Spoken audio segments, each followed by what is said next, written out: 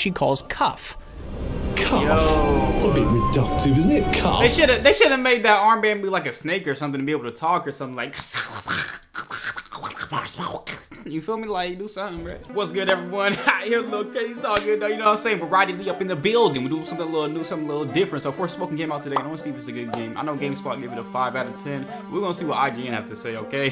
Review a reaction of a new game that dropped out. Something that might be happening for real. If I can't buy the game and play it myself or don't want to, because I think this game's going to end up being trash. I ain't going to cap. Forspoken review uploaded by IGN.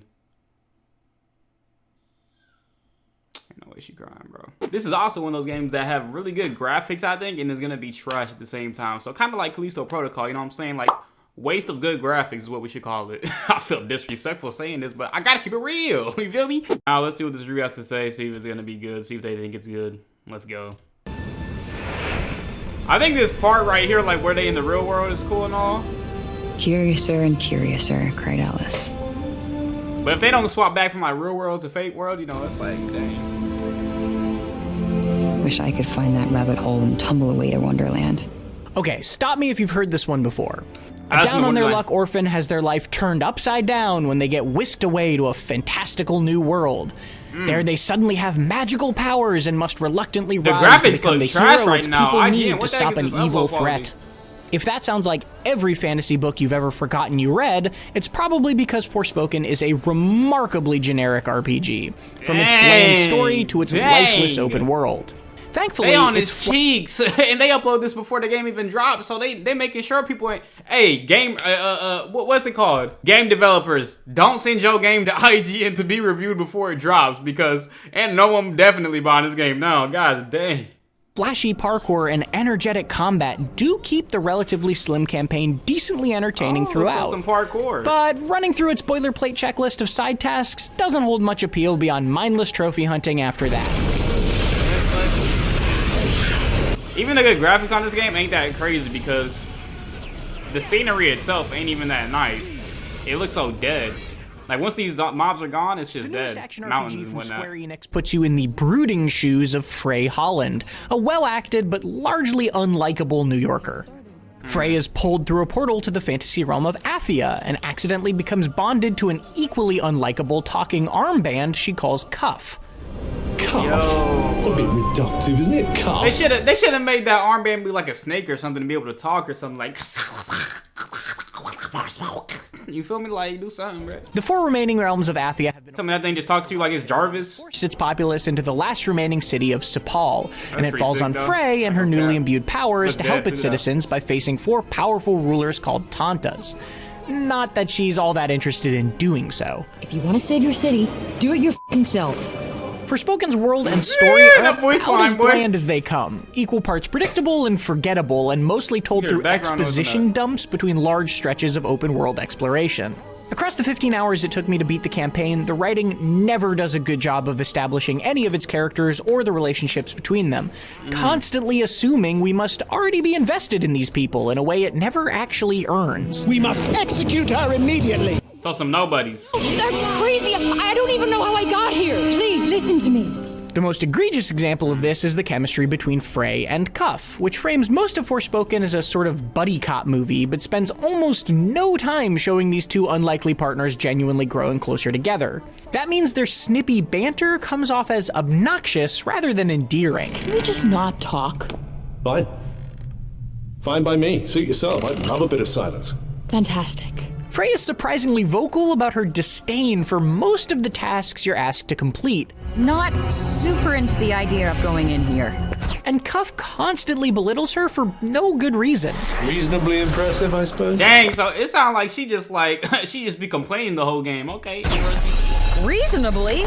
Kiss my ass. I think it's supposed to come off as sort of friendly. She got the personality ribbing, of one of them young kid commenters that be commenting negative stuff on everything they watch. I see that. Madge Zoomer. That's what her personality type is. I see. Instead, it feels like awkwardly watching a couple argue at a dinner party. This dynamic never really changes, and it is always exhausting. You absolutely sound like that. No, you absolutely sound like that. Yeah, see?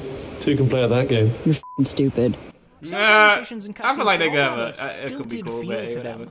The performances throughout genuinely aren't bad, even when the writing leans heavily into telling rather than showing, but none of it is very fun to listen to thanks to long, awkward pauses between lines and occasional They look so dead, bro. background music that's so Like they're soulless. drowns out. Why is that? The tongue just It's gotta be the colors, bro. The lightings, the shadows, like, something just ain't vibrant, bro. When you're not in Sepal talking to townsfolk and doing mundane side quests that cat's like adorable, chasing though. cats, you're generally given a target on your map and free reign to get as distracted as you'd like along the way. That involves sprinting across Athia's rocky terrain using Frey's magic parkour skills, flipping over obstacles, and then beating the snot out of enemies at various points of interest. Bro, if I had a nightmare, this would be the landscape. This would be the landscape there. I'm all alone in the desert. Golly. It looks freaking disgusting. Now, this is nice. Forspoken, and it can be a lot of fun, even if those This reminds me of some Spider-Man Shattered Dimensions. You know what I'm saying? We zipping through each little bit of them floating rocks. get too deep.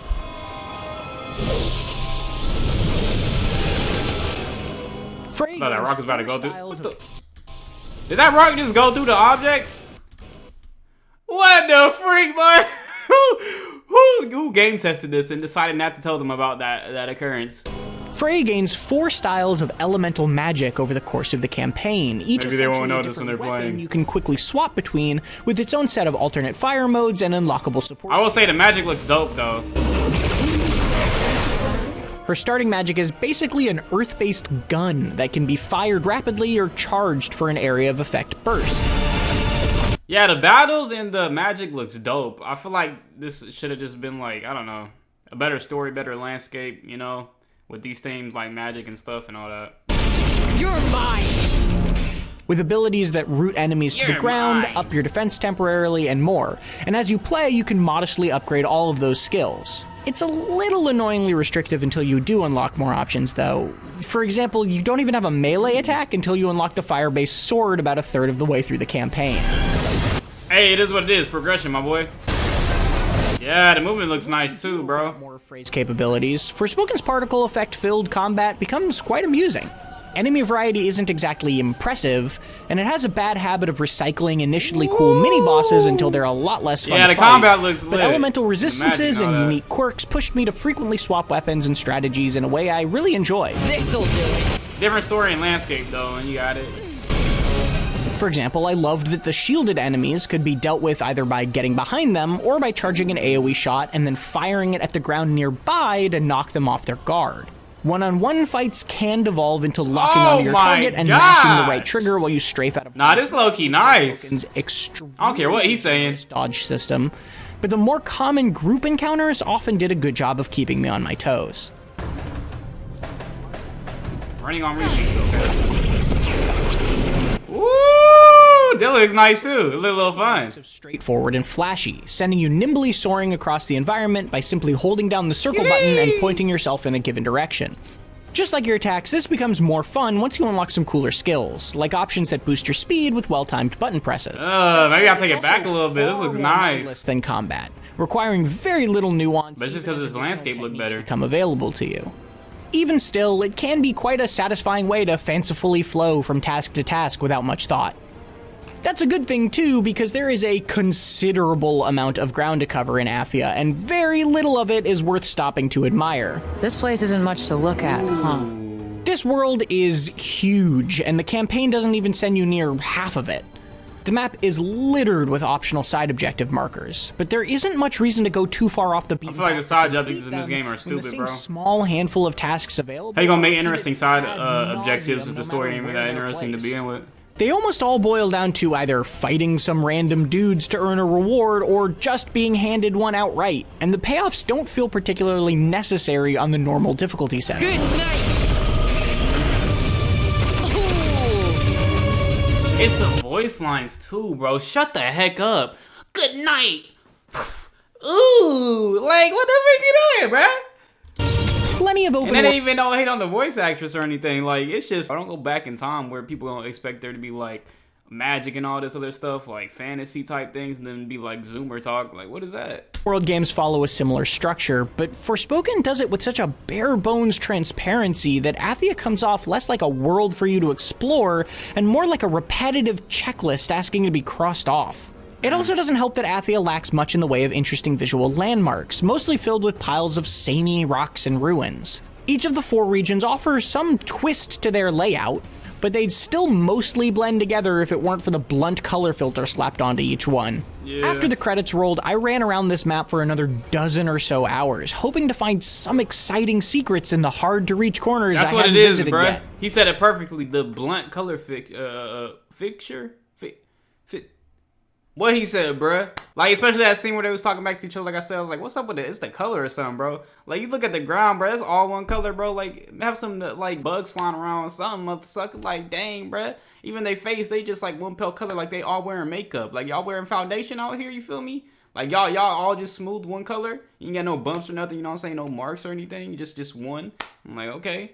But with the just look too clean, bro. Sole exception of an isolated trader selling a few neat items, all I saw was the same side tasks on these same bland landscapes. That mountain looks delicious, though. I eat that. Look like some different type of chocolate candy. Look, I'm sure there will be die-hard completionists out there excited for a chance to put on a podcast and spend dozens of hours clearing every single map marker and opening every single chest, but I was given very little motivation to do so here. So when you finally find like something, this is what happens and that's it? Forspoken is a kind of game you've probably seen before. From its stereotypical fish-out-of-water fantasy story to its giant open-world map full of repetitive optional tasks. Its combat is flashy and fun enough to entertain across its comparatively short RPG campaign, with fights that do a decent job of pushing you to shake up your use of Frey's elemental powers even when the overall enemy variety isn't particularly impressive. Its parkour system is also satisfying enough despite the scenery you're running through being about as picturesque as a bowl of rocks with an Instagram filter slapped on it. There's a kind of person that might be enough for. It's like... Devil May Cry did it way better. If you know what I'm saying, you get what I'm saying. Like, yes, they had Devil May Cry has amazing combat, good story as well, good scenery, good landscaping and whatnot. Which would they pick with? You know what I'm saying? When I played Devil May Cry 5, you know what I'm saying, in the city, they did it all right. That's what this game probably wanted to be like, or what they should have wanted to be like. Be to spend hours and hours uncovering every inch of Forspoken's needlessly large map, but that doesn't mean I was able to find a compelling reason you'd want to. Oh, shoot. For more, check out our reviews of One Piece Odyssey or Crisis Core Final Fantasy VII Reunion. And for everything else, keep it right here on IGN. I say 6 out of 10 and carried by its graphics and combat. Yeah, but the combat looks so good because the graphics are so good, which they can make such good particles and magic and whatnot, and the moves. And the animation looks so clean while they moving, especially when they run in the fields and stuff. So yeah, I'll give it a 6 out of 10. And if you don't care for graphics in the game and you just playing it for like, you know, whatever, then I'll give it a 4 out of 10 in that aspect of things. But overall, for me personally, I give it like I kind of want to go to 5. I don't know if I would ever even play this game if I had it downloaded. If I bought this game right now and I had it downloaded, would I even press start? Maybe if it was like one of the last few games I had left to complete, I would. Yeah, because I played Callisto Protocol, and that was just great graphics. And if you thought Callisto Protocol was good, bro, you just ain't played Dead Space, bro. And if you did and you still think it's good, you kind of crazy. You kind of delusional, I don't cap, but I give it a 5.5 out of 10. 5.5 out of 10 for Forspoken. I ain't even played it yet, but I watched enough guys saying videos on this motherfucker to know how I feel about it. You know what I'm saying? I've been a gamer for... Gosh dang, bro. It about to be like 2 decades I've been a gamer so far. Also, One Piece Odyssey right here. Don't get it unless you like turn-based games and you like One Piece as well. If you like One Piece and turn-based games, feel free to get it. Yeah, that's it for the reaction, guys. Variety type reactions, variety channel type things. You know what it is, bruh. If anything catch my interest, I'll be on it. And hopefully you guys come on the journey. See you guys in the next one, bruh. Leave a like if you did enjoy. Subscribe if you're new. Notification button for the show comes out. Subscribe, let's on your notification. It's up to you whether you know what came out for the day. See you in the next one. Keep it fun. Hope you have a good day or night. In peace.